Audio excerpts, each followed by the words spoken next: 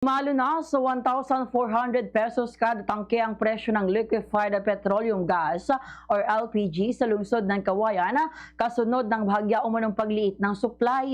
Sa panayam ng Bombo Radyo Kawayan kay Ginoong Robinson John Calderon, business owner, sinabi niya na halos araw-araw ay nagkakaroon ng pagtaas ng presyo ng LPG sa kanilang hanap buhay.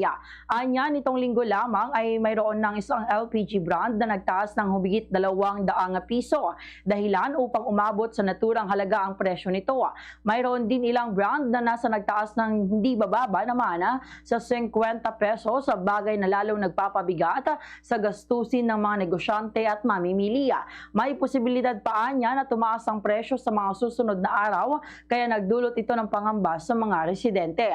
Dahil dito may ilan nang nagsisimulang mag-panic buying dahilan upang makaiwas sa mas mataas pang presyo. Aminado naman si Calderon na nahihirapan ang ilan na makasabay dahil limitado na rin ang supply ng LPG sa ilang tindahan sa lungsod. Ganito ang bahagi ng pahayag ni Ginoong Robinson John Calderon. Suppliers po natin, naramdaman na po natin yung pag-limit po nila ng kanilang deliveries. So kung dati po kaya nila pag-supply every day, ngayon yung deliveries po nila ay every other day na lang or by schedule, mga 2 to 3 times a week.